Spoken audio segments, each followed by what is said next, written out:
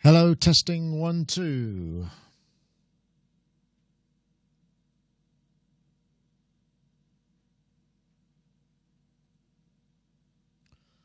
Hello, hello, hello.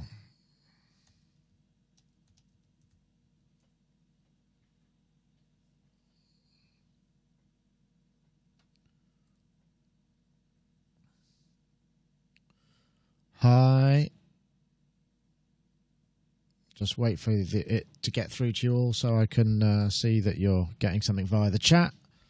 And then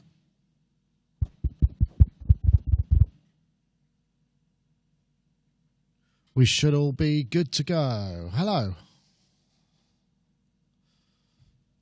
I think I've sorted out the YouTube. Yeah, look at that. We now have a viewable YouTube chat. I found a little plugin for Firefox that inverted the colours, so it's a bit easier to see and also a bit closer to our own chat setup. So sorry if I'm a little husky today. I was up in Birmingham last night with Mr. Ty Unwin. We were watching Kraftwerk at the Birmingham Symphony Hall, which was quite an experience. I've never seen them before. Interesting.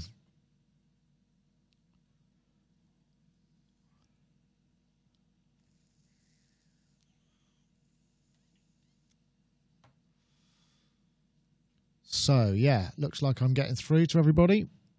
Just got to check. We've got some of that. Got a bit of Mark Timley and Charles Chicky Reeves today.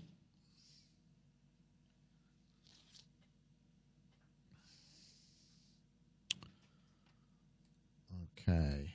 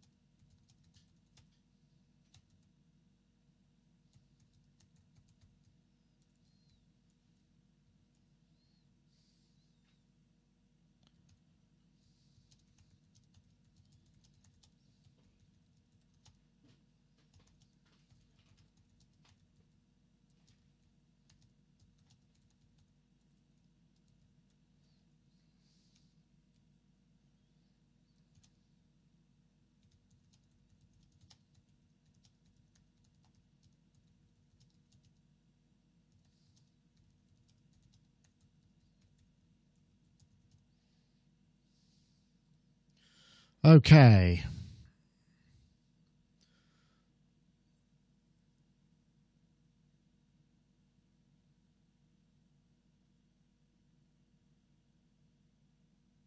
Right. Okay, so we seem to have action here. Brilliant.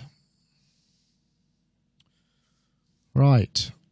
Video still says Kimmery Beats and embedding is still enabled. Where? Hold on. Let me see why that is. Okay, let's see what the settings are. Oops. Sonic Talk, stream options. Allow embedding. What is that then?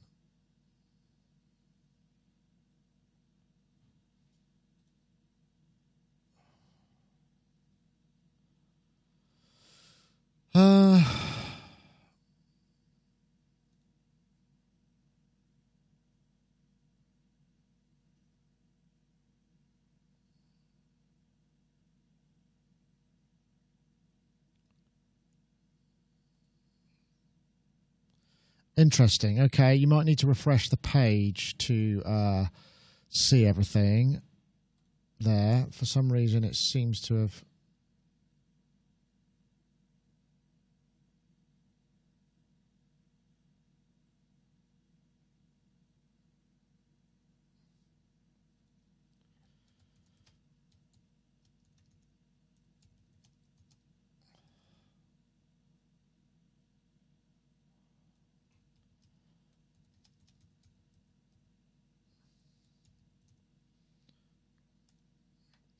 Right, so you guys might need to reload. Yeah, fixed. Sorry about that, folks. You missed a bit of the chat, but at least it's going to work. Looks like when I send a...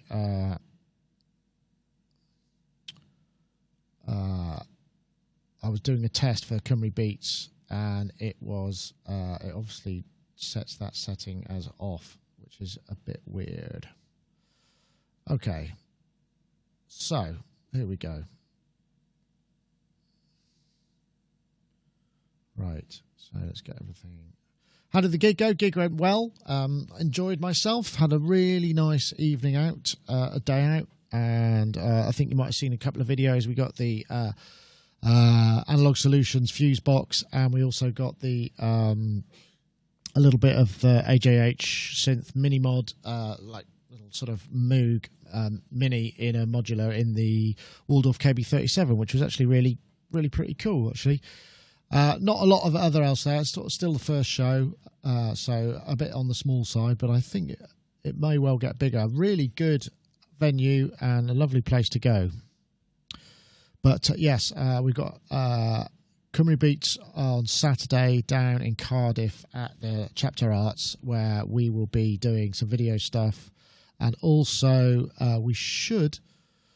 We don't know what the state of the network is there, but the plan is to stream the live events there. I think Simon, as far as my gig goes, or the gigs that were at Synthsea, he did video them all and got the recordings, but I don't think he's had time to kind of, take them, have a look and see what's there, so I'm not sure.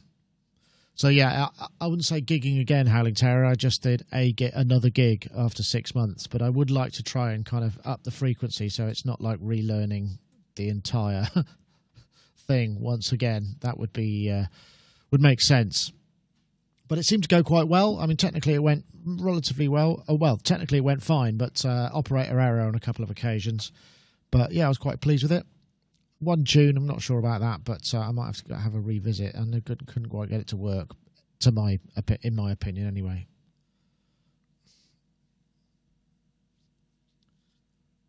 So, Mark the Dark. Is that Mark the Dark there? Did I see that? Excellent. Just want to say thanks to you for doing your timely notes updates. That's very much appreciated when the show's live. Really appreciated. So, thumbs up to you, mate. So we're just we've got 15 minutes. So I think today we should have Mark Tinley and Charles Chicky Reeves, who, interestingly, he came down to Synthsea on Sunday, and that's the first time I've actually physically met him in person. It's really cool. You have those weird sort of scenarios where you meet someone and they're exactly the same as you expect, but you realise that you've been talking to them for ages, but you haven't actually physically met them. It's a curious thing. Make sure my phone's on silent. Yep. Super. My live setup, Sinister Goatfish, is, I've still got the Dominion 1, Dreadbox, Minilog, Sub 37. I've also got the circuit as well now, because that adds a little bit of extra beats, and where I can and where it's appropriate, I'm replacing some of the Erebus stuff, just because it's quite stressful trying to change all the sounds and stuff in between songs. There's a lot to do. I'm considering changing it up a little bit so that I can do more with foot switch that prepares stuff, but I've actually got my MIDI switcher, which is this thing, which you probably will have never seen before. This is a touchscreen here. This is the Sipario, Labs for Music Sipario, which is an 8-zone MIDI splitter and patch bay with 2 MIDI ins, 2 MIDI outs, and a USB host mode. So I connect it all up by that, and I just select a patch. But what I can do is there's a foot switch there which will advance through patches, so I could use it to change scenes on the circuit. In fact, I was using it to change sessions on the circuit anyway. So when I press one button and the sub changes, the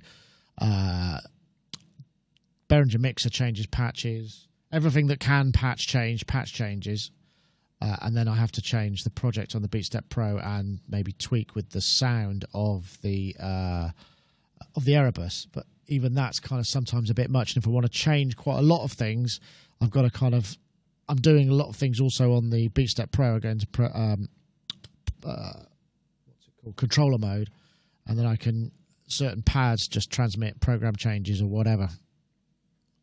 So I'm still trying to keep it out of the computer, though. In fact, we just finished filming with a chap who came down, a guy called Tom Lunsborough, who is Ableton certified trainer, who showed us some pretty slick moves on setting up Ableton to work with external hardware and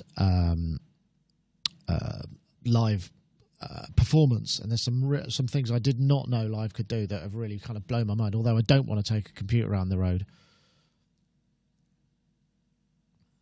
Yeah, I mean, I think the thing is the reason I need to do all of those scene changes and switches is because a lot of times when people are performing live electronic music, and this is a massive generalisation, certainly with modular stuff in some of the venues, gigs that I've done, which aren't that many, admittedly, is generally you create a really big patch and then you're just opening and closing modulation routings and mixer channels. So there's still lots of moves, but there's not a kind of reconfiguration going on, generally speaking.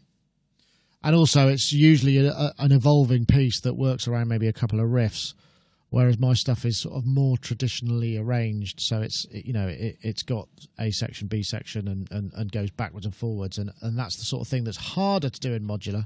I mean, it's not impossible, but it starts to grow, doesn't it, in size? Although one of the bands, Vile Electrodes, on Sunday, who were really bloody good, actually. Very tight. They've now replaced quite a lot of their synths with a little kind of skiff of modular, so it's sort of certain modules are doing bass lines and various lines for certain sounds, and it's all much smaller rather than taking all of the analog gear out on the road with them. They've got, different modular paths and triggers within the small system, so I think it provides more sound and in a smaller space. Squat Pyramid is great for exactly that. I need a few setups and a revolving stage. Yeah, it already feels like I've got a lot of stuff, to be honest. The other band that I saw there, Battery Operated Orchestra, they were awesome. 2 people, they turned up with a pink and a blue suitcase, very stylish looking individuals. And they had, the singer sang and also has like a strap on Yamaha CSO1 for certain lines. And they've got let me see if I can remember, a bass station 2, a microkorg, a Yamaha Reface DX, and then 2 MPD8s Akai's, which just basically what they did is they put loops and submixes into those pads, so they trigger those, so you end up with kind of a verse pattern, so they can arrange, so you end up with 16 channels of samples, including one shots and stuff, as well as the stuff clocking. Because I think that sends out I think there's some sequencing going on. It's really, and it sounded great, and there was loads of energy, and that was brilliant, actually.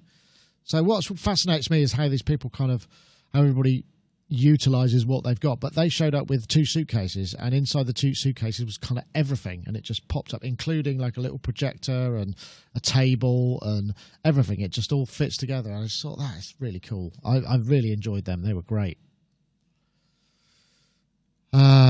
Do a craft work and employ 3 blokes. Yeah, it would be a bit, wouldn't be so cost effective. That was a comment from Cheapo Card Company there. I'll put that up there.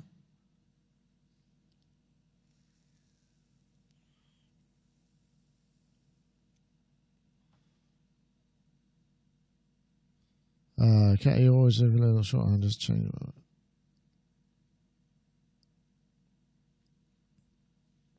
Yeah, so I think what I'm thinking about is, like I say, I might use the pedal input or this rather brilliantly titled fun button, which backlit you. So you hit that and it just advances through a program.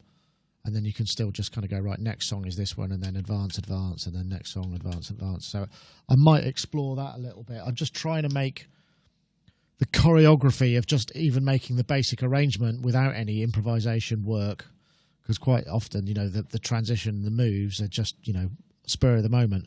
But learning all of that before this one gig was just an awful lot of work because I hadn't done one for 5 or 6 months. And it just sort of felt like if I could make that whole process easier so that I can pick it up more easily next time, then it's just going to make it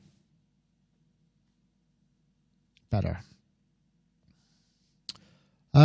Digitech review, yes. Well, as I said, Electron was supposed to be coming down in this week or next week, and I still haven't had a date, so it's kind of left me a little bit high and dry because I posted the video saying they're coming, and they've been delayed because I know Cenk, who's the guy who's going to be coming, is going to be really busy. I mean, he's got Sonar. He's at Sonar this week. You know, there's a lot of stuff for them to do. So, yeah, perhaps that didn't work out as smooth a presentation as I'd hoped, but we'll see. And the Bowbeat stuff is, yeah, they've done a great job.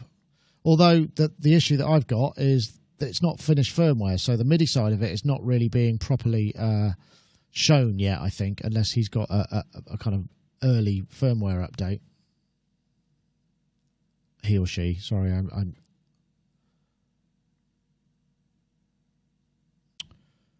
right. So we're just waiting for these guys to show up. Like I say, we've got Chicky.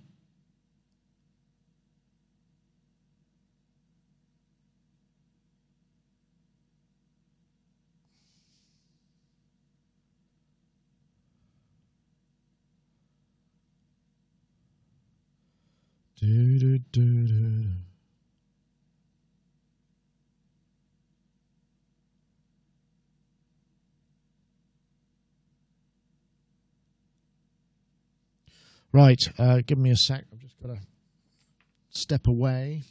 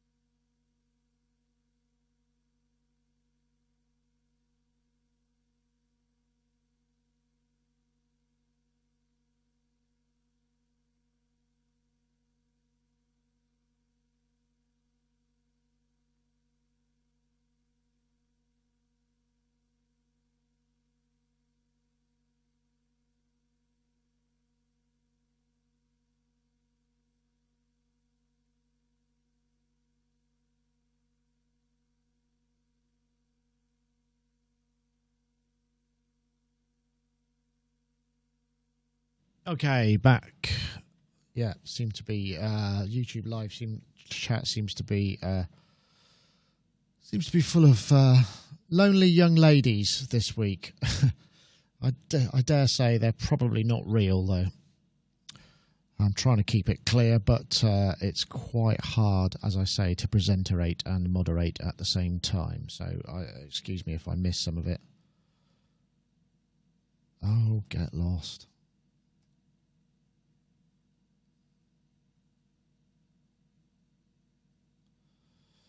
Right. YouTube chat getting spam porn. Well, they might just be lonely, but I suspect it's not the case. There we have Charles. Hello. I'm not hearing. There he is. Hello. There we go. Yes, I can hear you. Sorry, I'm having a slight multitasking malfunction. Yeah. I can't use my normal microphone today because I have it packed away because I have a gig to go to tonight. That's okay. You're still audible. Let me just, I'm just trying to get that window down. So here we have Mr. Charles Chicky Reeves, who I met physically in person for the first time on Sunday, which is, it's really weird. When I saw you in the car, I just thought, wow, this is actually the first time we've been in the same place together. It's so weird when that happens, isn't it? It is very strange, yes. But it was good. It's really good to meet in person. I like that. Yeah, and it was a fun day. It was. It was a very fun day. I enjoyed all of that. I walked around the town quite a bit too, and I enjoyed seeing Hastings. And then it suddenly dawned on me, oh yeah, Battle of Hastings. This is where it happened. Yeah, well, it happened at Battle a little bit further up the road. In fact, it's a really interesting day out, if that's history is your thing, because what I didn't realise at the time is that, because I'm not really a history buff, but there's this sort of whole story about what was happening in English society and culture at the time. It was starting to get much more kind of democratic and, less sort of fiefdom and serfs. There was a bit more kind of egalitarian kind of society. And then the King William came over and just basically demolished all of that and installed a load of his lords who were like warlords, and just returned the country to this kind of, I've got the land and you work for me here, and tax and tithe sort of scenario. So it was a really big sea change, actually, really big sea change. What a drag! I just think if we'd had, nearly 1,000 years of that society evolving rather than the one we got now, it would have been a very different scenario, I'd imagine. Yeah. Who knows whether it would have been better or worse, just different. I mean, I suspect better, but you never know. That power corrupts, and there's not much you can do about that, really, is there? So, without getting too political, it's very easy. I'm not going to go there. Oh, you know what? I'm just going to shut the door real quick to my studio because I can hear some building work going on next door. Hold on one moment. And I'll no be problem. Right back. Yeah, we've got. You carry on. I'll explain. We've got. It's quite funny today because we were working on this Ableton Live certified trainer, kind of breaking down his session, deconstructing, if you like, and just down the road, or the next block along, they're actually demolishing, i.e. deconstructing flattening the entire series of units, and it's loads of hammering. And there was one point last week where they had one of those big diggers, and he was sort of pounding, what I presume is a big concrete block, trying to break it up, because they're doing that thing where they demolish all the concrete and break it into little bits and turn it into kind of, hardcore to then put the new building on. And he was hitting this thing with a digger, and the whole building, it sounded like someone was jumping up and down on the roof in here. It was like it was like an earthquake, and I ran out and I was like, what the hell's going on? I looked up on the roof, and then I looked, and it was this digger, and I was just thinking, that can't be good for the equipment to do it that way. I mean, our equipment or theirs. So I think there was a bit of non-procedural demolition going on, but it made the whole place shake. But we've also got jackhammers just kind of continually going. You probably can't hear it because we're on a dynamic mic, but when we're over there in the studio, we've got two open Omni mics. It probably starts to get a bit intrusive. So yeah. And I've got the air conditioning on today because it's starting to actually get hot in this country. Finally. Yeah. Woohoo.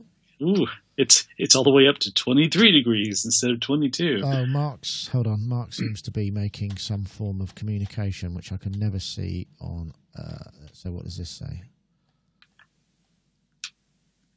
Okay, Mark's having... Oh, there he goes. I was just reading his message where he was saying it's not working, and here he comes. So let's just wait for him to join up. I'm on my phone at the moment while I'm just trying... I think my computer's updated Skype for me, and it's not Mountain Lion compatible, and I'm on Mountain Lion. So I can continue with the phone for a minute while I sort it out, or do you want me to just dial in when I'm ready? Depends how long it's going to take, Mark. But yeah, we've got a slot for you, so you can do that if you want. Just dial back in once it got. Yeah, why not? What the? I'll keep everybody entertained. How is right. that even possible? What's happened? Well, we just keep getting this porn spam on the YouTube channel, and I keep blocking them, but they keep coming back. So I don't know how that actually works. Obviously, weird. I think I've got it going now. I'll be back in a second. Okay, great. Right, so we just tread water. Water. That was an unusual way to say that, but yeah, we'll tread water a little bit. That was very Derek Smalls of you. Yeah, just Water. waiting for water. So let's see where we are. So yeah, it feels like a lot's happened. It's been a very intense week because obviously I did a gig on Sunday night and all the prep. So it was all Saturday and all Sunday was kind of full on. Then I came straight back and Monday we prepped, and yesterday we had this Ableton guy came down and we spent the day filming till about 4:30. Then I drove to Birmingham to see Kraftwerk. Then I came back, and then this morning. Carried on filming, and then it was straight into this. So it's been a fair. I'm very much looking forward to it all stopping for 8 hours while I catch up on some sleep later. Good to be busy though. It is good. Right. After this, I'm heading off to a production rehearsal with Howard Jones, and then we get 2 days of that. Then we do a show.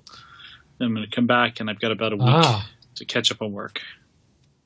Oh, I hear Mark. I hear you, Mark. I don't see you yet. So I'm really? sure your video will probably catch up. You might want to switch the camera back on and off again. That's what usually does it. You know, switch the video source on and off again, then it will show up. That's what usually does the trick. Let's have a look. Definitely working. I can see it here. So yours isn't coming through to me yet. That's all. It might just take. If you switch the camera on and off, switch video on and off once. Oh yeah, that's why. Sorry. Nah. There he is. There he is. Right, let's get that full screen. No? Yeah, Still nothing? No, I've got it. Oh, okay, good. So we have Mr. Oh, I like that. You've made me a wider aspect ratio than I am here, which makes me look all like fat, actually. Not this end. You look normal this end. You're not fat, good. That's all right. bones. Looking normal is always a bonus for me. Right, let me just get the balance up a bit. I'm really annoyed with Glastonbury, actually, the town. It's filling up with loads of normal people. I don't know what's going on. Well, the festival's coming, isn't it? It's next weekend. Slick men in flip-flops who seem to know everything. I mean, they were arriving in droves. And coming to your shop.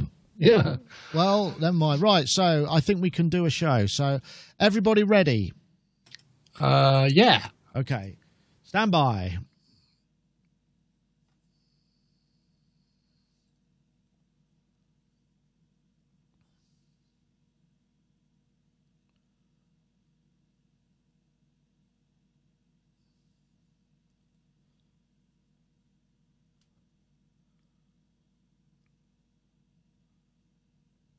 Here we come.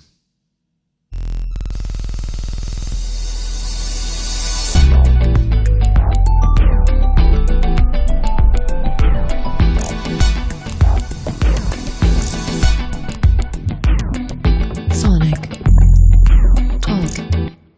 Hello, everybody, and welcome to Sonic Talk, episode 495, recording today live on Wednesday, the 14th of June. We are a podcast that talks all things to do with music technology, music production, software, synthesizers, drum machines, all that kind of stuff, iOS stuff, Macs, PCs, all of that kind of business. And want to say hello and welcome to everybody. I managed to get the YouTube chat working just in time for these rather lonely ladies who seem to be hanging out there. I'm not sure that they're genuine, but they're obviously looking for some company in some way. I've tried blocking them, but they keep coming back, so they're obviously quite clever. Lonely Ladies as well. So maybe that's in the YouTube chat room. We've also got our usual IRC chat, which doesn't seem to be full of lonely ladies. It's full of our usual viewers. So welcome, everybody. Thank you very much for joining us.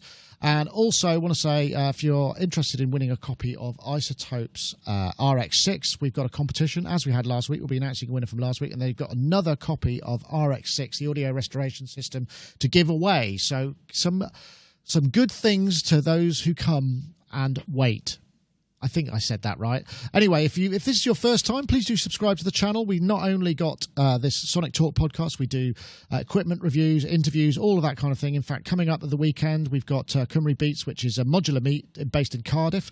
We're going to be going there. We're going to be streaming live via our YouTube channel the performances from that evening's bands, and so you should check those out. That's Mylar Melodies, who you might know. He's the guy who's done a lot of really great modular stuff on YouTube. Nigel Milani and Ian Boddy, Martin Dubker, Wisdom Water, Dr. John Biddulph. One of them, I can't remember which one, is under contract, so can't be live streamed. But maybe if you just hang around, you'll find out. If those are the sort of questions that fascinate you, you could watch everything else around it and deduce which one isn't, if that makes any sense. Anyway, let's say hello to a few guests. We've got Mr. Mark Tinley. Mark Tinley, Magus.com. He's based in Glastonbury, which I imagine at the moment is filling up with revellers as Glastonbury approaches, because I think it's next weekend. Glastonbury Festival is, 5 or 6 miles, 3 or 4 miles away from the town centre? I can't remember which. 7. Magic 7. Ah, there we go. Yeah. It is. It's filling up with men with neat haircuts and clean flip-flops, clean feet as well, which is kind of weird. Bare feet people in Glastonbury, the real bare feet people, have dirty toenails and stuff. Right. So these very polished young men are wandering the streets and telling everybody they know everything, which is kind of annoying, actually. Well, to be honest, you can stay smug in the knowledge that after a couple of days actually at said festival, they will no longer be clean and with clean toenails and knowing everything. They will be empty husks of human beings with big smiles on their faces, hopefully. Yeah, burned out by all the wrong cider and other things. Well, anyway, that sounds like fun. I mean, this must be a yearly occurrence. You must be used to this by now. I mean, I don't need what is it? I'm actually going to go on Sunday. We've got a Sunday ticket, so wow. Which you can get if you're a local person. The idea of going for 2 days fills me with dread, but the idea of getting up in the morning, walking round the corner to the town hall and getting on an old char-a-bang and being delivered to the centre of the festivities and then being picked up and brought home again afterwards seemed like a good idea, because it's the last year that our son can get in for free, because he's 12 this year, I think, so under 12s for free, so we thought we'd better take him. Oh, that sounds like a great fun. That's what I was trying to do. I was trying to hook up with Rich to see if there was a way, but it's all sewn up. So it's very sewn up. So, as I understand, I mean, these things are, but, what is it, 170,000 people they're expecting, which is an insane number of people to be in a field. It'd be great if every single one of them came in my shop and spent £1, wouldn't it? I would stick with, 2 or 3% of those, or just 0.5%, frankly, would probably be fine. And spending, I'll be all right with one person, actually. If one person comes in and says, I saw your podcast. It was great. Can I buy that thing for £1? I'll be very happy. So why don't you? I'll tell you what you should do is maybe stock up on Wellington boots and umbrellas and bin liners. Just people do, actually. And the cost of Wellington boots has gone to about 1.5 to 2 times what it was about 3 weeks ago. So they put the price up as well. It's the free market economy, folks. I know, it is. Excellent. And there's men wandering around looking for wallets. How would you come to Glastonbury without a wallet? That's a weird thing, isn't it? Why would you even need a wallet? The money's not going to stay in there for long. But they must have thought, I'll leave my wallet at home so I can be nice and safe. And then they've got here and thought, oh no, I feel a bit lost without my wallet. I'd better go and buy a new one. That's very odd. Well, Glastonbury is famed for its wallets. No, I actually have absolutely no idea whether that's might true. show you something later. I'll better stop talking. Sorry. All right. Okay. Well, anyway, Mark, lovely to have you as ever. And the other chuckling that you hear in the background is Mr. Charles Chicky Reeves, who's there at SublimeUK.com, producer, producer. You might play bass. Yeah, well, I actually am a session bass player, yeah. So, oh, wow, okay, well, there you go. I'll add that to your string. Composer, front of house guy, you're obviously preparing to do some Howard Jones gigs and head off into the festival dust to do your own thing. Yes. In fact, me and Charles met for the first time physically, Sunday. which was really weird on Sunday, because on Sunday I played at the Synthsea event, which is the sort of first inaugural, I'm hoping it's the inaugural, and there'll be more, synth event organised by Simon Forsyth, who's a great synthesizer collector, top chap, and it was at the Printworks in Hastings, and it was a really good day. I was on first because my stuff's kind of ambient and noodly, and then there was Battery Operated Orchestra, who were also particularly brilliant, Vile Electros, Native Ray, who were a couple of young lads who were also really good. It was actually all of them, everybody there was just really nice, and I had a wonderful time, although I did have a hangover on Monday as I drove back, and that's just the way it goes. But I also, and then last night, I went to see Kraftwerk in Birmingham Symphony Hall, which is the first time I've seen them. And I figured, because Ty had a ticket going, and I thought, right, I've got to take this opportunity, even though it's been a crazy week. And I went to see them. And first of all, the sound was amazing. That place sounds absolutely fantastic. It's a symphony hall with adjustable reverb. So they've designed it so that they can baffle it or unbaffle it, depending on the kind of music. So obviously they had it damped down. And the frequency response was awesome. There was no reverb, even down into the low end. And they played, it was, very punchy, and it was a flown system, and I feel a little bit sometimes I feel a bit disappointed by those. But then they got to Man Machine, and they turned it up so loud that things were shaking, and it was starting to hurt, which is the sort of thing that I used to enjoy about it. But when I actually experienced it, I thought, Christ, that is so loud. And it was brilliant, but I'm glad they only sort of peaked and then they dropped it down a little bit. But it was amazing. I've never heard a flown system sound that loud and that. It sounded good. It was just really kind of like pinned you to the wall, but it was awesome. We all sat there with our 3D specs, and nice to see Ty. Unfortunately, he can't make it today, but I learned a lot about Kraftwerk that day. Have you seen Kraftwerk, Charles? I have. In fact, I kind of gotten out of doing live work, and it was just focused on the studio for a while. And I was coaxed out of retirement from that, because someone had seen a one-off show that I actually mixed of Kraftwerk. It was in New York, so they found me, and then they hired me to start working with Grace Jones, because there's a strong Grace Jones and Kraftwerk connection there.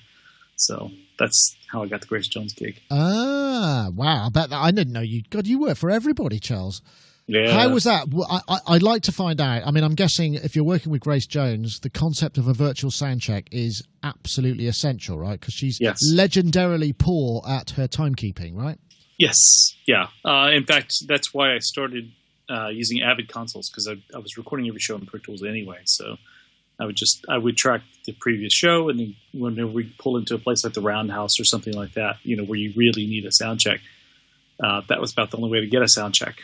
So, yeah, that was fun. It was fun doing that tour with her. She's great live. She's really great live. Yeah, I mean, it's rare to see someone with such that there are some performers who command attention and they hold the stage completely, and she is one of them. I remember, I think the last time I saw her do anything live, it was at the Queen's birthday or something, and I just thought that's got to be one of the most risky bookings ever, because if you're late, it's all televised live. I wonder if they had someone basically just kind of attached to her at all times, say, right, now you're going on, no, you can't go and do this, you can't go and do that. I mean, I don't know how she is, or whether it's because I mean, the reputation is deserved. Yeah, but I mean, part of it is probably due to the fact that it enhances her diva-like status, and it's the sort of thing that somebody may do just to kind of make the reputation justified. And it could be a showbiz thing, or it could be just a completely out of it, and I don't know what's going on and I don't care about anything else. But I like to think that it's professionally done to just before it gets to be a real problem. But I'm not asking you to tell tales, Charles, but no. Well, I mean, like I did. Well, there's a show. There's actually one particular show that we did that I have talked about at Pro Sound Muse Awards, and whenever they invite me back, they want me to tell the same story again because the audience apparently loves it. I won't go into it here, but she went on quite late once in Russia, and it was it was a scary situation because it was an oligarch's private party. Oh yeah, you don't mess with those kind of people. Yeah. The quote from that day is, You can tell Miss Grace Jones she can go sing, or I send someone to break her legs. I don't care which. Whoa! Was that relayed through you as you're the guy in the front of the house? Yeah, I was standing outside her dressing room. He told me, I told her.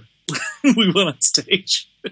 I ran out. It was like a corporate sort of gig, you know. So it was just her and a backing track that I was running off Ableton Live, and yeah. So I just went out there, started the music. She got on stage, started performing. It was great. You know? Wow, that I have got to meet you for a drink and quiz you more on that. That sounds like a brilliant story. I got stories about her, about Prince, about everybody. Yeah. Well, of course, you know, saving it for the book, I'd imagine, right? That's right. I never signed a non-disclosure agreement, so it's okay. But I won't say anything bad about anybody. No, you're not that kind of guy. No, but anyway, it was a lot of fun at the weekend, and I enjoyed playing the gig. I would say the one thing that I have realised is the amount of work that goes into doing one-offs like every 6 months. I really need to get my stuff together so that it's not quite so torturous to get prepped and ready for such a thing. So I'm going to work on that. Right. There's stuff, isn't there? Okay, here we go. Let's start with some things.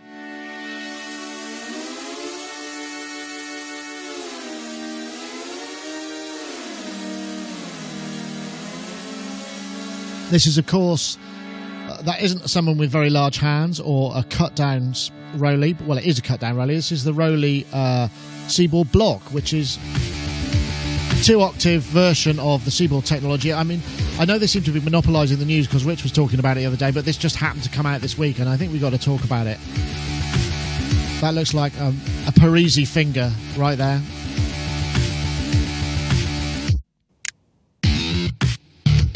I won't play it all. But this is obviously the news that the new Roley Block Seaboard has come out, and for starters, it's smaller. It's a 2-octave thing. It's about 280 quid. So, you know, it's still expensive, but for the Seaboard technology, which traditionally has been very expensive, and as you know, some people love it, some people hate it, but this is now out there in the world. It seems like a very smart move to me, because those of you who perhaps have been thinking about it but just couldn't possibly justify the expense, it's now become something that might be something you might consider. I don't know, Mark, are you the sort of guy that would be interested in something like this? Does it make it more attractive to you? What, that it's got smaller and cheaper? Yeah. Yes. And that I can make my own little blocks up. Does that appeal to me? Yes. Excellent. So, at that price, I think it has to be on my shopping list, because really? Okay. It's cheap, isn't it? $279. Yeah, well, I mean, cheap in relative terms. I mean, bear in mind there are no moving parts on it whatsoever. But yes, I mean, yes. But it's an access to that particular little world of like being able to move your finger around and control things in a special way. So I don't know. I think I think I should stock one, don't you? If I stock one, that's a good idea. If I don't like it, I can always sell it to somebody. How about that? That is a tremendous idea, and one of the advantages of being a man in your position at sonusmakers.com, as I might say. Thank you. There we go, just down there, the address of Mark's store.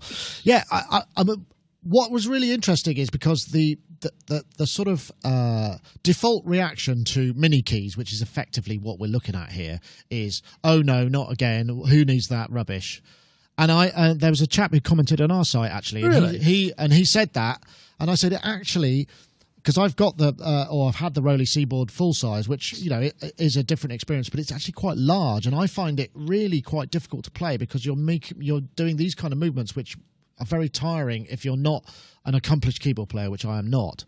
So the fact that it's smaller means that you can get quite a lot more expression and gesture out of it without having to kind of do this with your fingers all the time. And I think that actually could be a key to sort of unlocking the potential of something like this to a wider audience. I don't know what you think, Charles. I forget whether you're a Roley person or whether you've experienced it, or whether it kind of, this is the sort of thing that appeals to you, or whether you, because a lot of people just go, oh God, I can't be bothered to learn to invest that much time in something like this, right? Yeah. I mean, this is at a price point. I would definitely do it. The thing that excites me the most, though, is not that. It's the light block. You know, because I use like a KS pad. I use it quite a lot live in the studio, and I like the whole XY, you know, light up function of that.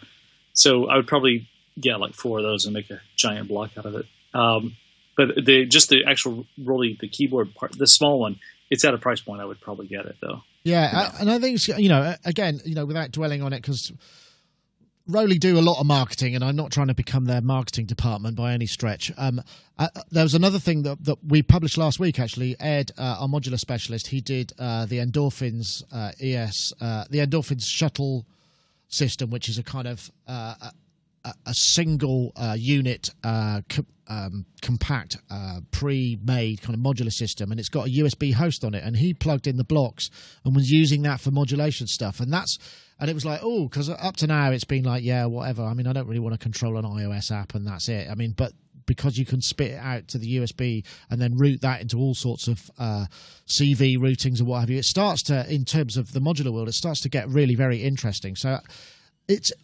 started out almost like a running joke, doesn't it? Because it was very expensive. Then the blocks were like, yeah, who's that for? And now it's starting. Maybe people are starting to see that there's potential there, and it may well start to fulfill more of a purpose. And that's quite interesting, isn't it? The way that curve you get with a product where, the realization that it might be useful. It's got to be rewarding if you're the company, because obviously people buy the stuff. But it must be nice that finally people may be getting it. I don't know if they are or not. That's obviously a bit premature to say, but oops, that's not you, is it? That's you. I look very flowery today. I'm a sunflower. Oh, yeah, I am. I'm really excited about the light block thing, and I like the connectivity of it. The magnets and the USB-C stuff. I honestly don't think I'd get involved in the app part of it at all. I would just use it as yet another controller. I mean, I've got a lot of controllers around here, and so I probably don't need anything like that. But I do want something right now. When I go live, I always take the Teenage Engineering OP1. I take that as just a controller for all my effects, and I'd like to take something. I mean, I know that's really small, but I'd like to take something smaller and less expensive, because that thing's like 600-700 pounds. Yeah. So I'd rather take, if I could just do it all using just a light block, I'd be very happy with that, because what I'm doing is I'm always triggering, like snare splashes and certain vocal delays and things like that, and it's all going into Ableton Live and stuff like that. So I need a good, small, non-keyboard type controller. So you could use for gesture. I guess that would make sense to you, Mark, as well. I mean, gesture is something that's kind of very useful. I mean, I don't know if you know where I see this? What? If you look at the dimensions of it, it says it's 11 inches long and 5.5 inches wide. So I see that on my guitar. Okay. Glued to the front of my guitar. Right. Underneath where I play. So where the controls and the scratch plate usually are on a Les Paul, you just stick it along the bottom of the guitar. Then I can play the guitar, I can sustain notes, and then I can do things with that. That could be really cool. That's interesting. I mean, that's similar to, was it Muse who put a Chaos Pad in there, or some kind of XY controller in one of theirs? And I guess that, I don't know what that does, control maybe loopers in Ableton. I don't know what it does, but, that's a similar kind of concept, right? Yeah. It could be so cool on the front of a guitar. I have to try those. Definitely. Yeah, well, maybe you should apply for getting them down to the store, and then you can try them out. I will. They can come in as long as they don't wear flip-flops. And a young couple came in today, and they said, oh, are you open? I said, yes, of course, come in. And I said, but don't say the word Glasto or I'm going to kick you out. And they looked horrified. Really? So are you becoming the kind Glastonbury. of... We live in Glastonbury. Legendarily grumpy shopkeeper? Is that kind of... Are you finding a new role for yourself there? Quite possibly, yeah. I think Do you think people will just come to be insulted? It's a bit faulty towers in my shop sometimes, actually. I've started... I have got this little CCTV system running.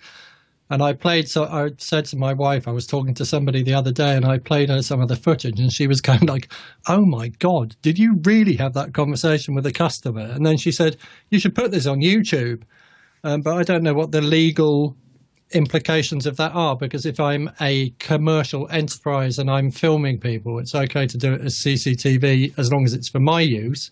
Yeah. But if I start publishing it, I think I open up a huge can of worms. So I need to find out how to get permission to do that from customers, I suppose, without telling them I'm filming it first. But Just then get put a permission massive from them. TNC above the door in tiny little writing. By entering here, you agree to give me basically the rights to your image in Entire perpetuity. everything. Yeah, Yeah, don't do that, Mark. That's I'm not gonna bad do stuff. that. That's I've bad got stuff. To do that.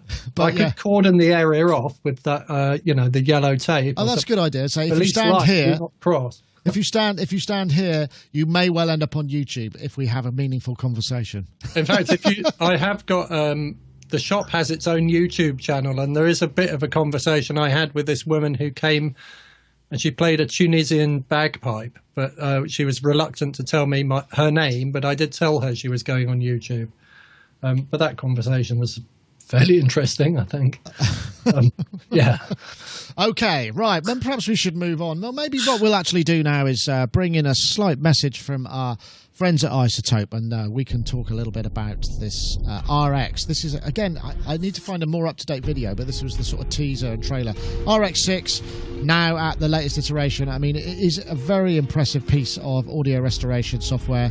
It does a whole bunch of new things. You've got better dialogue, you've got de-rumble, de-rustle. There's a really brilliant spectral de-esser, which is actually very handy because it's quite hard to do de-essing very well, and this deals with a breath eliminator, which is fantastic for cleaning up vocals, as well as all the other stuff. Comes in advanced, standard, which is more designed for music production, and also Elements, which is kind of more a suite of plugins. Check it out at isotope.com/RX6. And I would say, as well as that, you're getting things like declip, which if you've got clipped audio and it's like a great take, you can deal with that and kind of get rid of the analog and digital clipping. Actually, it's a very useful thing. So you can quite often rescue a number of audio takes that maybe had the beautiful spirit, but there was some kind of technical issue with it. Well worth checking out. And of course, we have a competition, which for this week, I've gone for the hashtag Restore and More, which is restore and the word and more. Restore and more as one word, that's one hashtag, and the hashtag RX6, doesn't matter if it's upper or lowercase. And if you tweet that and mention at Sonicstate and at Isotope Inc., then you'll be entered for the competition next week. So you tweet the hashtag Restore and More and the hashtag RX6 to at Sonicstate and at Isotope Inc., and you will be entered in the competition to win a copy of RX6. And we have a winner from last week, episode 494 from last week. We have a chap called, I'm guessing it's a chap, people called Neil generally are, but I could be wrong. This is a chap called Neil Boards, at Neil Boards, spelt Boards. And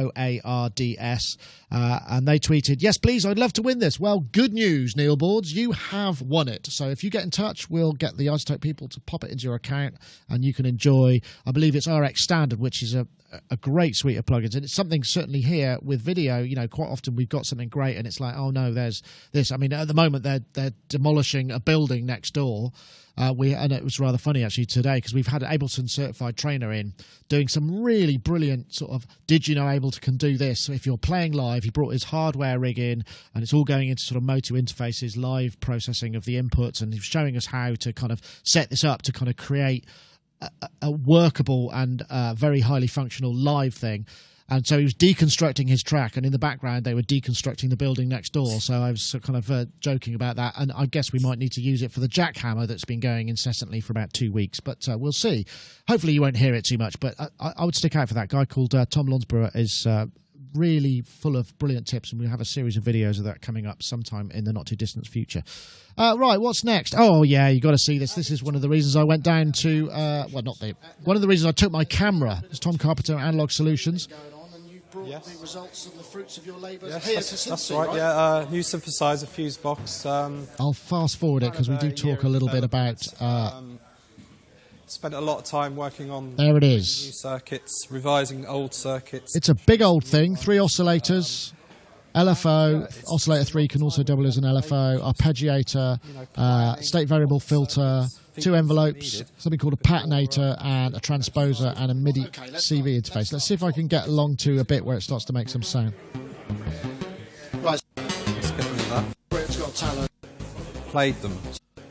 Is that to track, say, a drummer or something if he was Well, take it from me, it sounded really good because I can't find the bit where it did. He kicked the sub oscillator and it just went wow. And everybody went, and I was like, whoa, that's amazing. I mean, it was only really being played from the Patinator, which is a little 4-step CV sequencer, but with 8 gates. So you can create these weird polyrhythmic things. And for Analog Solutions stuff, I know Mark Doty's very keen on it, and I've never really had any time with one. I'm hoping to get one down for review. But the thing about this one is it looks like it's going to be actually really quite affordable, because he's moved, he's kind of realised that some of his manufacture techniques can be updated. So he's been working behind the scenes to kind of create something that's going to be more affordable to make and therefore more affordable to buy. You checked this out, Chicky, didn't you? So, and I noticed you were there for quite a long time, right? Yeah. Well, for one thing, he's just a really top guy. I really like talking to him, and that machine sounds nice. It does sound nice. It's like the last thing I need is another synth. Yeah.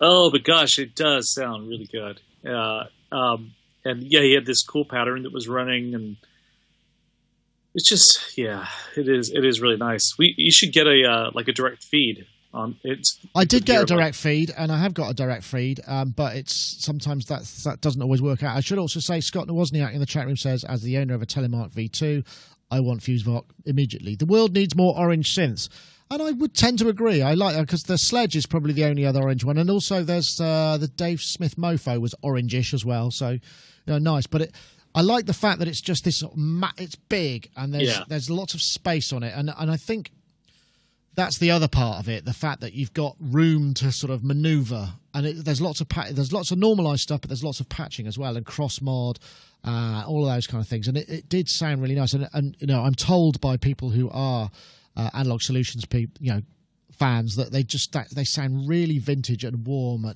and authentic, and that's something that I'm looking forward to trying out myself, definitely. I mean, 900 quid is where he's roughly aiming it plus VAT. He wouldn't say definitely, but that seemed, when you consider they call themselves a boutique manufacturer. That ain't bad for a 3 oscillator analog synth that size, is it? Yeah, it's really great, and I like the fact that it's basically at least the one I was playing with, he had made, it's like that he just finished it a day before or something. He's built it by hand. I love that kind of stuff. Absolutely love handmade stuff. But yeah, his stuff does sound amazing. It's just such good work. Such good work. Yeah, so looking forward to that. Mark, it kind of almost matches the colour of your shirt there. So, maybe you should kind of pick up a one just so that you can have as an accessory, perhaps. I could do, couldn't I? Yeah. It looks £900. Sounds like a good price.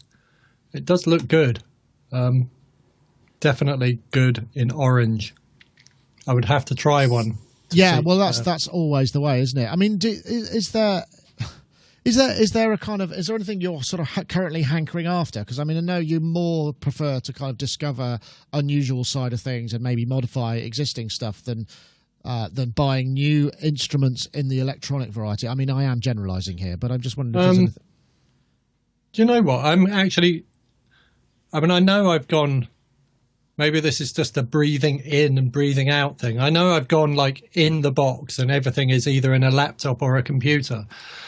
But since I've been doing this music shop thing, people have been bringing in old rack units like Roland D550 kind of things. And I don't know, there's I've just got a Clavier Nord rack actually come in. And I've got a Novation X Station. And there's something about having a chunk of hardware with knobs all over it. So maybe I'm hankering back after moving back outside the box and having some kind of world that I can use standalone away from a computer. And I know that sounds like an odd thing for me to be saying, but so new things that work in the real world and don't need to be connected to computers have started to interest me again. Yeah, no, I can see that. Bigger things as well. So this is interesting, actually. I'll tell you what, I mean, one of the things that was as a result of Tom coming in, and I know Robbie does it, and I'm sure, a lot of the bands that you do it with, the concept of having, Ableton Live at the heart, which is sequencing external MIDI gear, which is then coming back in via external inputs and then being reprocessed and so you're getting this kind of hybrid between the worlds. And it's something, now that we're getting to the point of CPUs are fast enough, low enough latency audio interfaces, that's becoming a real reality of this sort of real-time processing of this kind of stuff. And it really, that's where I'm thinking, yeah, that's maybe where the lines are blurry, because you can go kind of like, I'm only going hardware sequence, I'm only going external hardware, I don't want a computer at all. But sometimes, the benefits of this hybrid kind of system are really quite compelling in many ways. And I'm guessing, Charles, you probably see this all the time because people, I know Robbie does it, and Yep. it must make things. I do. I track stuff to tape. I'll do. I mean, most of what I do is electronic music, and I still track it all to tape. I use hardware synths as much as possible. I do use some software synths. I use the one that you guys came up with. Oh, did you? Yeah, I use that quite a lot. Nice. Yeah, I love that. I love the Arturia stuff. I use that too. In fact, I think because this tour I'm doing this autumn, the OMD tour, they're launching a new album. I think they did a lot of that using Arturia stuff. That album sounds brilliant. I know it's not out yet, but I've heard it. but man, it does sound good. I think using a bit of both is great. Absolutely love doing it. Although one thing I do like to do, even with soft synths, is I do like to run them out. It sounds really like over the top, but I do like to run them out analog. I have this old box called it's made by ART called a DIO, and basically you go SPDIF out. It runs it through a 12AX7 tube. You run it back in, runs it through the other half of the 12AX7 tube, and SPDIF back in. So I'll just use that as an effects loop, and on soft synths because I just like what it does to the sound of them. Neat. That's neat. Well, I guess it's the mirror image of what I've just been talking about, isn't it? It's that kind of, and it's becoming easier and easier to do that kind of thing, and so that definitely makes a lot of difference. And I'm sure Mark, in terms of yeah, I was going to say there's another whole world that we lose, which we should interface with as well, which is like guitar pedals. So somebody should make a box that just interfaces all these different things, because I used to have like a pile of stuff on the floor, and I'd just think I'd make a chain of things to affect things, and I'd think, oh, what happens next?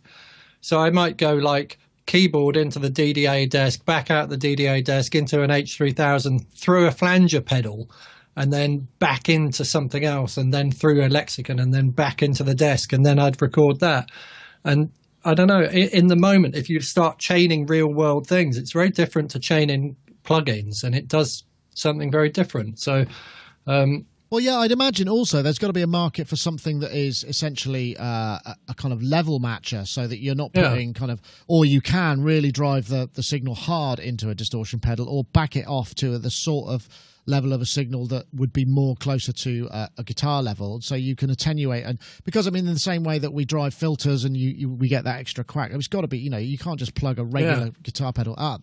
I mean, there you go. There's something to hanker after. Then, if somebody can invent a 19-inch rack mount unit with say 4 or maybe 8 channels of I/O, which can either attenuate or boost, and it's simply like a jack and an XLR input on each one, and a jack and an XLR output. Yeah. I think so I can switch between different things and chain anything without using too much noise. That would be really cool. Charles, do Radial do stuff like that, don't they? Exactly.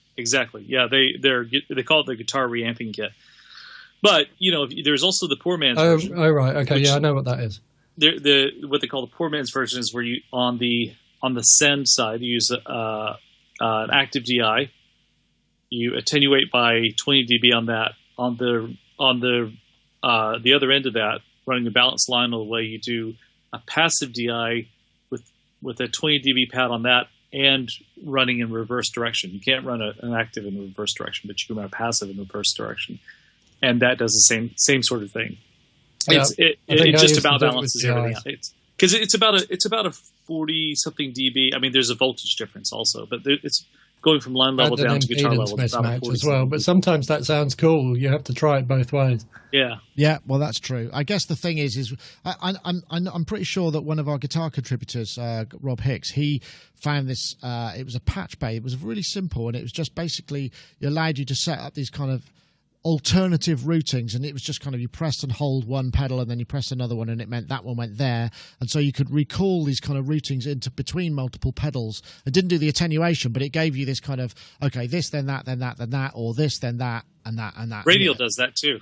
I don't know if you're talking about the Radial one, but Radial makes a box that does that. They make we can have all these different effects, and you just press which ones and what order you want to go in, and it's very cool, very very cool. Because I use a lot of like guitar effects. I use Memory Man quite a bit. I use a Chandler Overdrive. I use Dynacomp and MXR phase pedals, things like that. Because that stuff sounds great on a mix, and I just run it as an effects chain. But if you've got the attenuation right, then you don't get that extra, the too much suck, and you can be a bit more subtle about it, I suppose. Yes. Right? Yeah. Yeah. I've just realised my camera's really dark, but it's crashed, so I can't actually make it any lighter. But while I'm maybe figuring out that, I think what I'll do is just mention our Wave Junction, as Charles mentioned. This is the Wave Junction. It's the Max for Live synth that we currently sell. It's a 4-voice paraphonic synth, but it's got 3 multi-mode filters, which actually really do sound really nice. It's also got 5 LFOs, 5 envelopes, and a 12-slot modulation matrix. So you can get some very complex stuff going on. You need Max for Live, obviously, to run it. But I have to say that filtering really does sound very lovely. And you've also got wavetable oscillators and the like as well. And we're doing a little special on that. Which is to the end of June. If you go to sonicstate.com/shop/WJ or bit.ly/ I can't remember what the bloody URL is. It said there, bit.ly/Wave Junction, didn't it?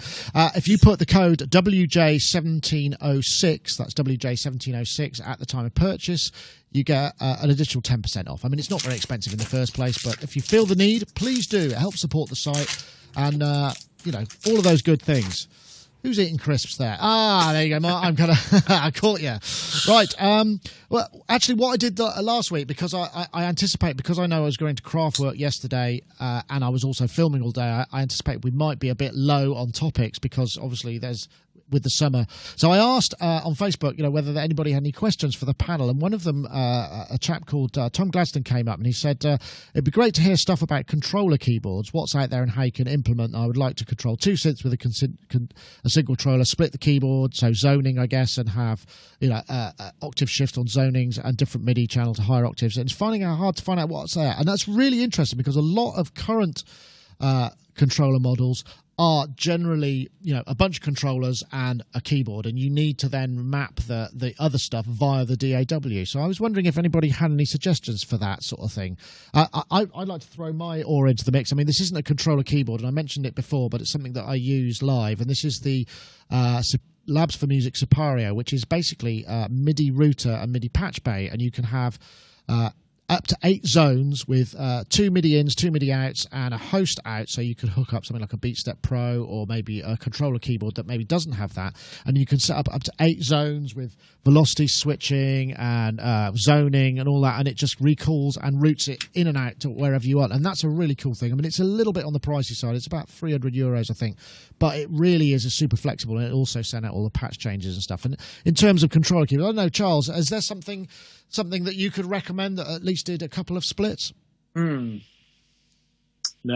Yeah, it's tough, isn't it? I mean, some of the I will Splits say are hard, yeah. Some of the older M Audio, the Axioms, the Axioms, they do that. Then they moved into, once they got to the white ones with the Axiom Pro, it stopped doing splits and zones. But the Axiom, I've got one here somewhere. I think it's an Axiom Air, 61, the big sort of bulky grey ones. They do splits and zones, and the keyboards are fine on those, and I think that the drivers and all that are still supported. They're class compliant. They're a bit of as with all of these things, they are a little bit fiddly to program, and I know obviously the Nectar Panorama, I think that does zones and splits as well, but it's kind of a higher price thing.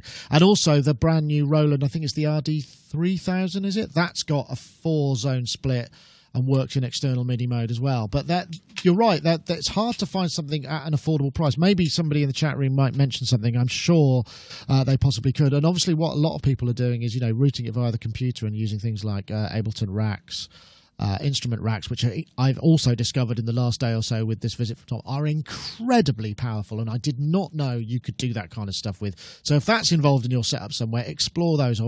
Stay tuned for our videos and we'll check those out. Mark, can I just say? Yeah.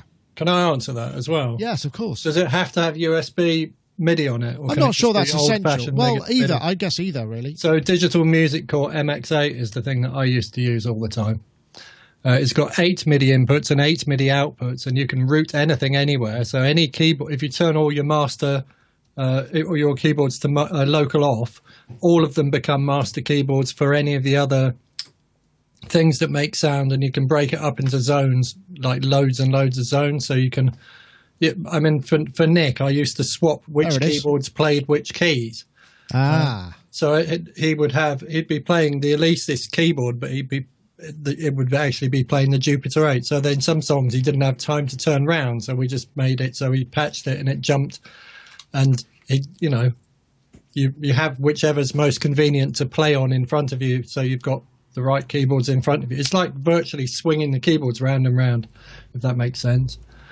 And you can do whatever splits you want.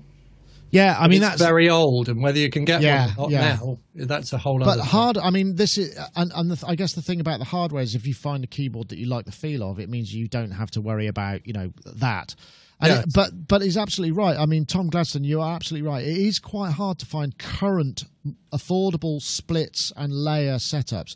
And I think that's partly due to the fact that, a keyboard and, some controllers is relatively, and a bunch of pads is kind of relatively easy to design an OS and some processing for. As soon as you start introducing this kind of additional factors in it, it's probably just because it's more complex as a GUI and as an operating system, and people are maybe thinking, well, there's not enough people who need that in a standalone scenario, so you might have to look to external hardware. But it's a very good question, I must say. So yeah, I mean, if anyone's got any suggestions, I'll check the show notes and we'll have a look at what is it? Hold on, Novation Impulse has zones apparently. That again, I think. I'm not sure if that's a current model, but the Impulse is worth checking out. So yeah, there are things out there, but they're not as prevalent as you might imagine. And I wonder if that's possible because when people are playing live, they're not generally just playing giant MIDI rigs with no computer involved. I guess that's probably part of the reason for that. Okay, well, we had a couple of more general questions because I started to kind of build a library of sort of evergreen topics as I knew the summer was coming, and quite often there isn't all that much news going on, to be fair. I don't know if you saw this guy. This was the I saw this on, again, Pro Tools Expert, and this is a new, quite affordable Sonnet single. Well, it looks like a dual PCI slot. It seems like it's designed for graphics cards, but it's a Thunderbolt kind of super graphics card external box that you could use with, MacBooks and what have you. I guess it would give you a lot of extra processing. And I think it's only, I say only, but it's affordable in the sense, what did they say it was? MSRP of, it's $299, which is $350. $550 is going to be a bit more, and I think that's got a little more in that sense of it. I don't know. Has anybody got any experience of using these kind of external PCI chassis? I don't. I thought you gestured there, but you just reached to scratch an itch. But I do have experience with those. Yeah, because I was on Pro Tools HD, the TDM version for a long time, and then I changed computers. I went to the Mac trash can version, and that obviously doesn't have PCI slots, and so I switched over to all UA, Universal Audio stuff. So I have the Apollo series, the 16s and stuff. And but I'd love to be able to access those old, because I still have the PCI cards, and I still have my TDM interfaces and stuff like that. So yeah, I'd love to be able to access all that stuff.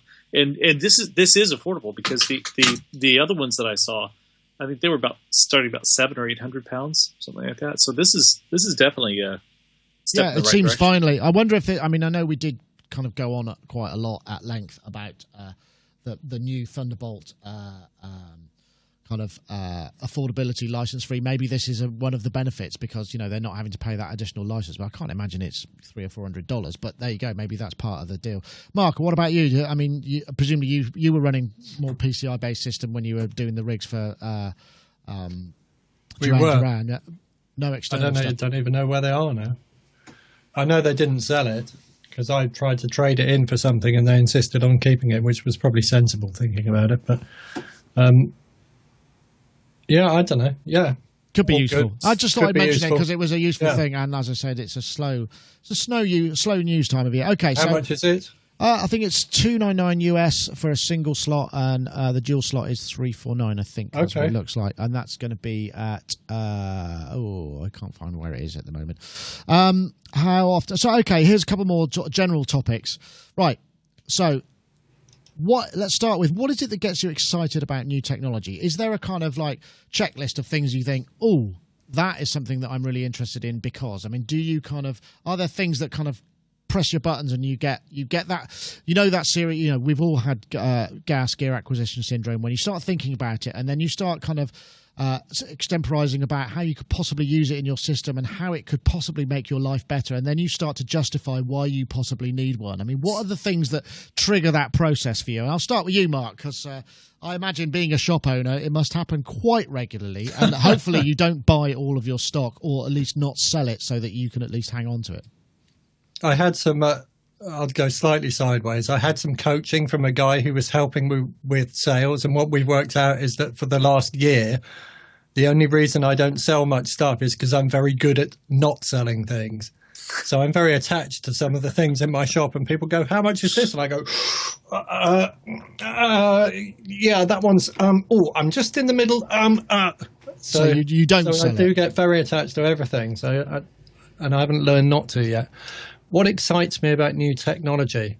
I don't know. I'm excited by this Roly thing at the moment, and I'm trying to decide whether I can justify buying one. So I am going through that process of thinking, right, okay, I need to fit it on a guitar. So if I can stick it on a guitar, then I can start to justify owning one. But you can't. You then can't sell it on or send it back if it doesn't work out, because it's going to have junk.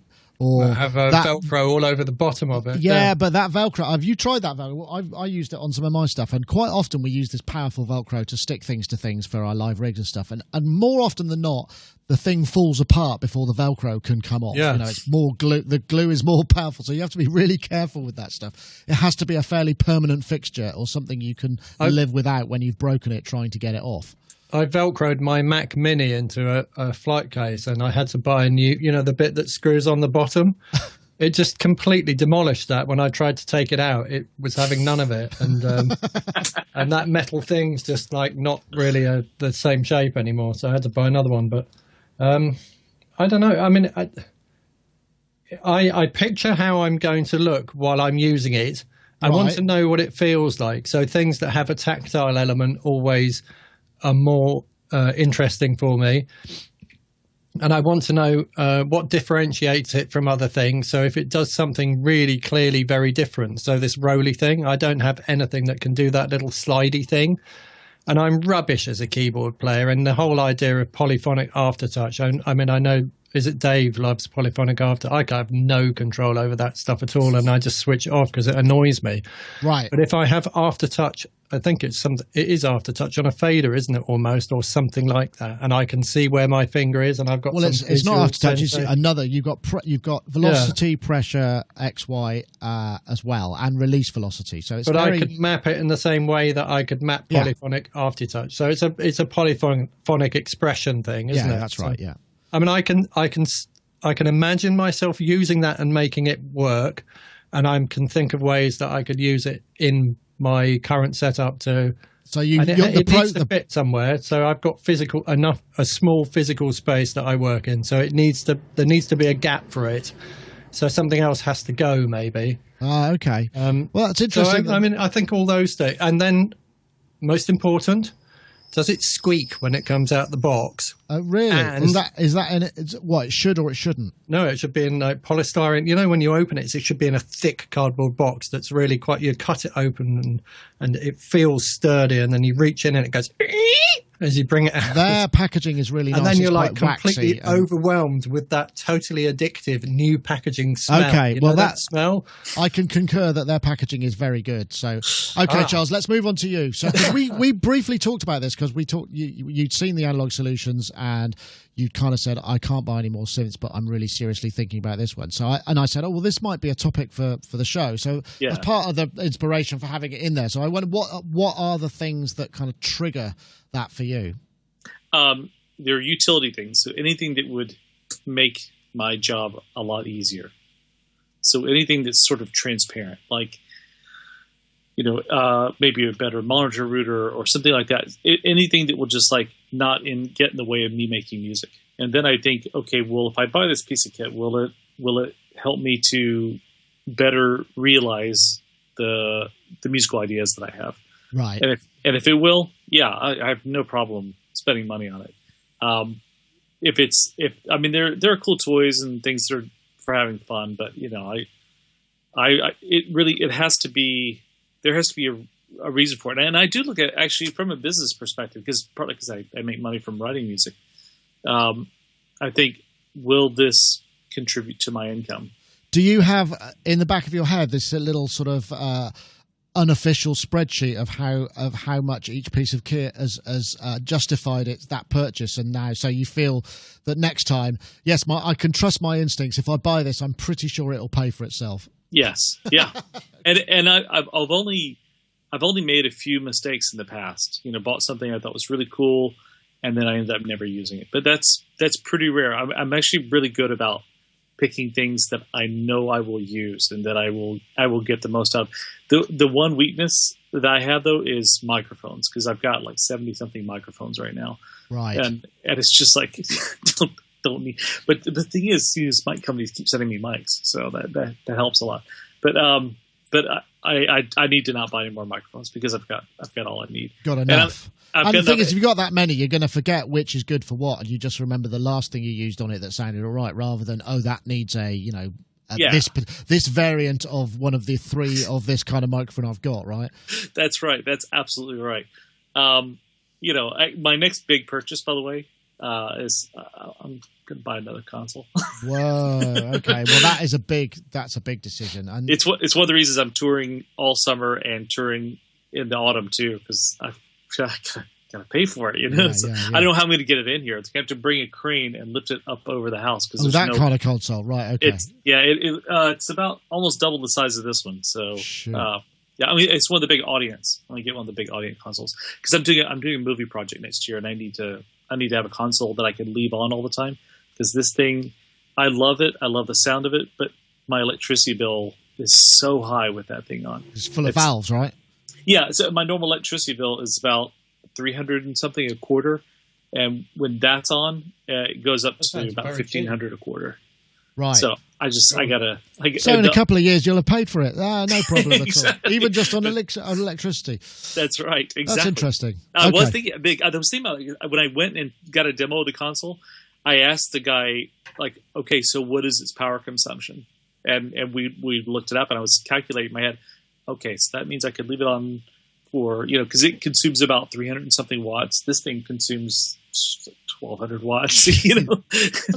That's like a fan heater. A kettle. In fact, I can't run it during the summer because it will get so hot in here. Even though this whole wall over here is all it opens up completely.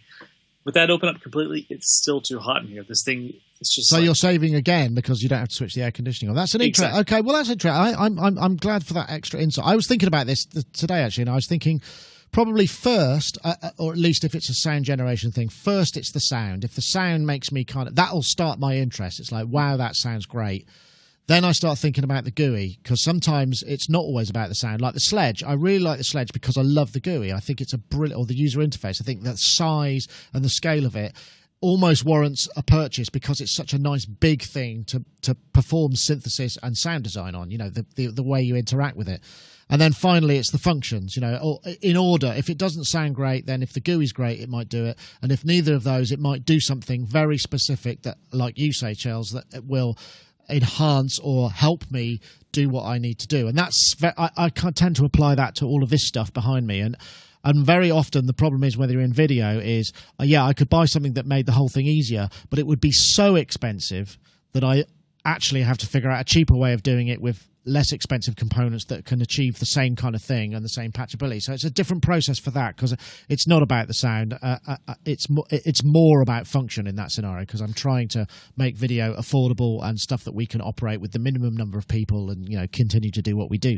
But in terms of musical instrument stuff, it's the sound, and it's like, well, I need this. But that was the thing that with the circuit, it was the function and the GUI that did it for me. The sound is great, and the synth engine in that is actually really good. That's probably the last sound generation thing I actually bought, and the sound is actually pretty good. It's just not much fun to program from the front panel. You have to get into an editor and whatever, which is fine. But in terms of performing live, the way that it's so easy to use, ongoing, and just, you can very quickly kind of master it and utilize it. And that's why I bought that, because it's like, yes, this is going to help make my live life simpler, and in some ways it has, and in some ways it hasn't. So but it's an interesting. Sorry, So Mark. if something had like one tiny function on it, and it did loads of other things that you didn't need, but it did that one thing, you would buy that even though it didn't. No, it would have to justify itself a bit better than that. I mean, Yeah. because some people will buy, studio equipment for, it's like, some people buy the, I don't know, whatever it is, some vintage H9000 or whatever it may be, For just one just pack that or one something. sound, Yeah. and I don't think I'd do that because I that won't do becomes that too either. expensive. I mean, yes, I wouldn't say no, but that's the sort of thing that you could put up with an emulation, because it's not like you're going to be tweaking it the whole time, so the GUI is not really important. In that case, it's the sound, so you might use a UAD plugin or a software emulation in its place, right? I've just realised something else I do actually, which is probably not a good thing. I get driven by I work out what my rack mount is going to be for my studio or for my live thing, and I don't do live things very often, or for I'm going to rock up with all this gear that is my speciality, and I make these weird noises with this. And it's always based on whichever flight case I've decided is the appropriate one for that time. So I just acquired a very shallow 16 unit rack, I think. And now I'm evaluating all my gear based on whether or not it's shallow enough to go in the rack. So I've got this TC Helicon VoiceWorks Plus thing up here, and I've measured it, and it's 20 millimeters too deep. And I'm like going, right, that's got to go. But actually, it's so brilliant, I don't want to get rid of it. Well, couldn't you just get a larger rear lid or front lid so that it's stuck out a bit further at the back? No, it's a mixer case rack, one of those ones that flipped up. So I've got this notion that I'll stick my Mac Mini in there with a USB screen, but touch screen maybe. So I'll flip it up and then I'll be able to, But I just need to rethink it and maybe have two racks. Can I show you something else as well? Okay, go ahead. You're probably not going to see this. Can you see this? Yeah, it's Perspex. It looks like some kind of... So this makes a noise, doesn't it? Oh, that's cool. Ooh. Can you hear that? Oh, it's like... Oh, yeah, I see. So it's not Perspex. It's a banding. It's a band. It looks like a sword, and it's got these kind of rubber bands around it. And I was walking down Glastonbury High Street, and there was this chap walking along with this, and he'd got it like a walking stick. And I bowled up to him, and I was like, excuse me, what on earth is that? And he waved it, and it made this noise. So I was so wowed by it, the fact that he'd got this kind of sword-like walking stick that made noise. That, no, but I bought a few off him because I think they're really cool, and he's making them in Glastonbury. So, and I can't play the didgeridoo, and it goes. So you can do that overblown kind of didgeridoo sound. So that was completely based on the sound it makes. I can't do circular breathing, but I can make something like a bull roarer kind of didgeridoo sound, and then I can do. That's really quite loud, isn't it? It's very cool. Very, very cool. And they're about 25 quid. So what's it called and where'd you get them? It's called an Omwand, OMWAND, Wind Singer. You can buy them from his website, which is windsinger.com, or you could come to Glastonbury. I think he's currently making them in some guy's house around the corner. He's making 1,000 of them at the moment with a plan to go to the festival with them. Yeah, that's it. Can you tune them? Yes.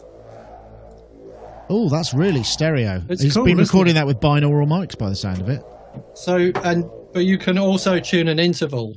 So if you have one band tune the other to a different note to the other band, I can make one side tight and the other side loose, and I can go probably a fourth, a third, or a fourth. I'm not sure if I can get it to go to a fifth interval difference, and it will play a sort of a rudimentary 2-note chord. Oh, neat. But then if you have two of them and start swinging them about you can make all sorts of weird chords up with 4 different notes. And then you could put some fire on the end and juggle with them. You could get the whole hippie live experience going on there.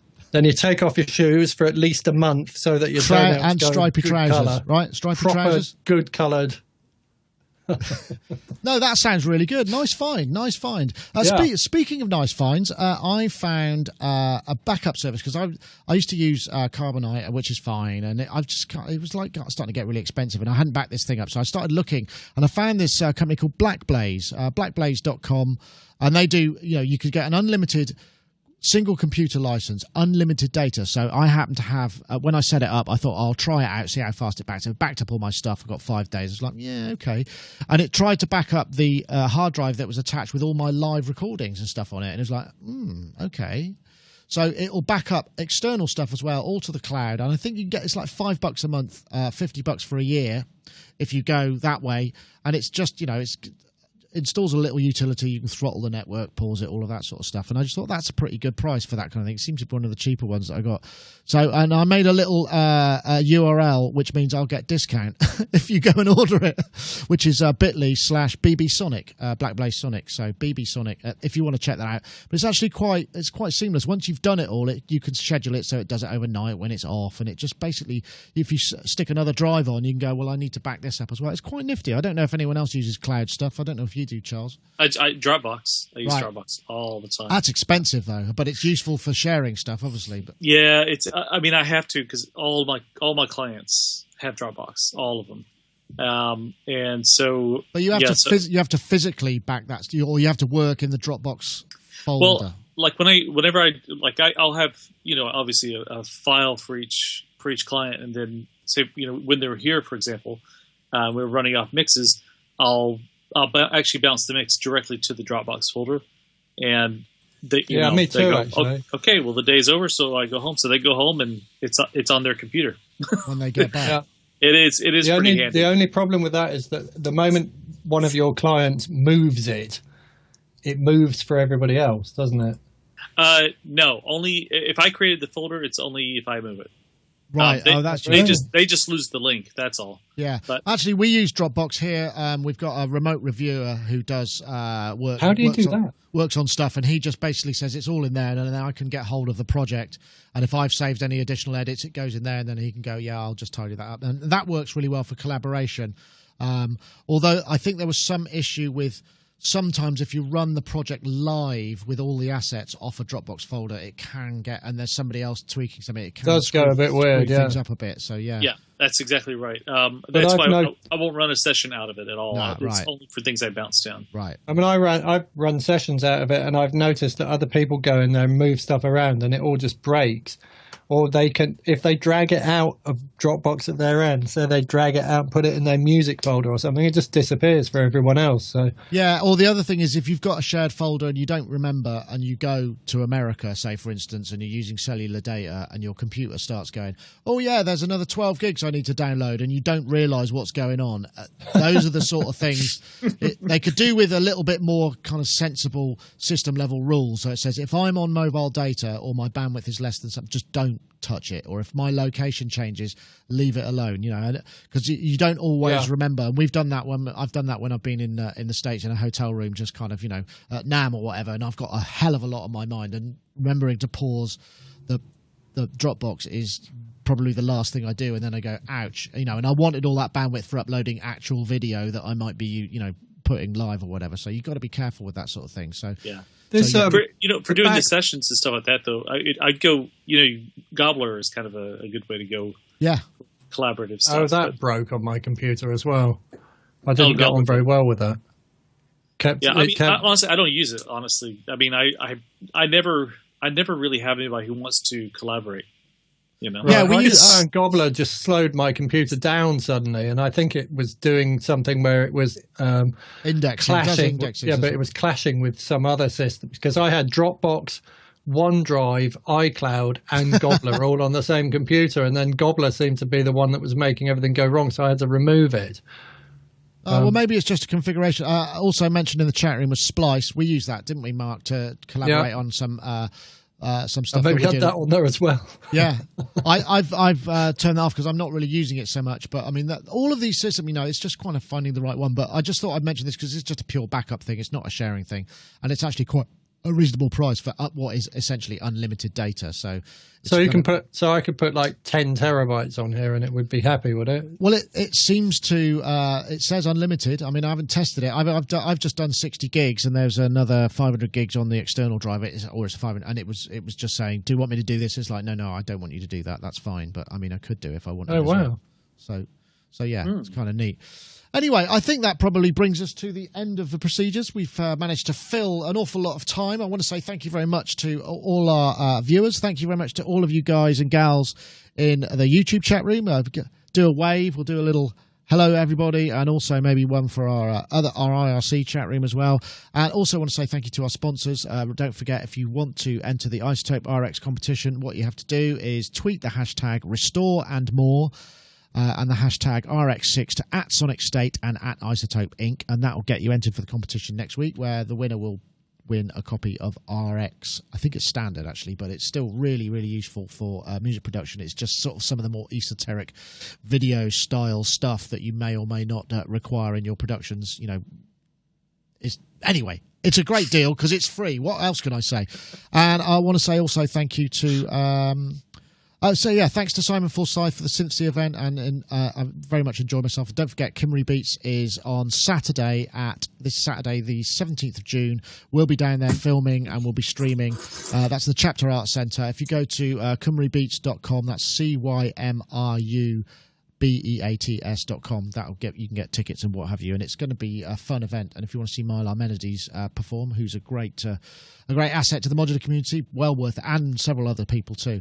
So chaps, Mark Tinley, thank you very much for joining us. Sonus Magus, obviously you got all of that stuff. You could go and buy wind twangers and all of this kind of business, or wind singers, sorry. Yeah. I think wing twanger sounds better actually, but perhaps a bit less not suitable for work perhaps, but go and check out what Mark's doing, and I wish you every luck with your Glastonbury weekend, which is going to be... and I hope the weather stays good, because I'd imagine you'll be looking out at all these sort of bedraggled people feeling smug in your dryness, perhaps. Maybe. Well, on Sunday. Hopefully it stays good on the Sunday. Yeah. What am I meant to say now? I thought you were about to say, can I just mention something? But I had no idea how to say goodbye. That's all right. You could just say goodbye. Thank you very much, Mark. It's been a pleasure. And also, Mr. Charles Chicky Reeves, thank you for joining us. I know you're very busy today and you're heading off in production rehearsals. Very much appreciate it. And as I say, lovely to meet you. It was great meeting you too on Sunday. And it was great hearing you perform. Thank you. That's very kind. As you know, I'm a big fan of your music. So. Well, I intend to perhaps try and take you up on some of your kind offers to have a look at some of that, and I'm going to I'll be in touch. I promise. That sounds great. Anyway, that's it for this week. See you later. See you, Charles. See you, Mark. And we'll see you next time. Yes, cheerio. Thank you, Mark. Bye-bye. Bye-bye now. Right, and that's it for this week. That is Sonic Talk episode 495. Don't forget, subscribe if this is the sort of thing that floats your boat. We do lots of content, and it's all jolly good fun. See you later.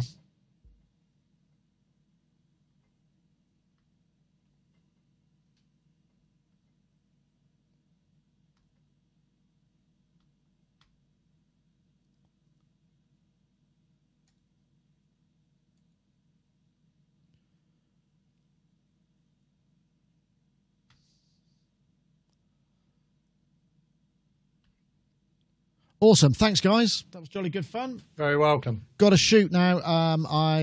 Yes. Somebody asked if I had have a cup of coffee, and I actually have, because I was feeling very tired earlier, and I perhaps over-coffeed myself, so I'm a little bit more hyper than you. I hope I can sleep tonight. I should learn by now that I shouldn't drink coffee past about 11 o'clock, or unless I've had a massive roast meal, in which case it kind of counteracts itself.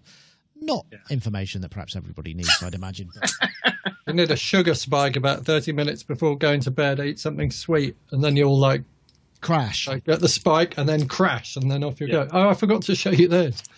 I did buy a new wallet the other day. Look at that. Oh, that reminds me of those psychedelic tobacco tins you used to get in the 90s. Little leather wallet with Glastonbury Tour on it. Oh, that's lovely. Bizarrely, everything in Glastonbury is horribly overpriced. And I got this for £4, and the person's handmade it, and I can't think for the life of me how it must be hours of work in that. So they must be on so far below minimum wage to make them. Wow. Yeah. Well, I'm glad you got it. Okay, that's it. We'll see you next time. Thanks everybody in the chat room and all of those places. We'll be back next.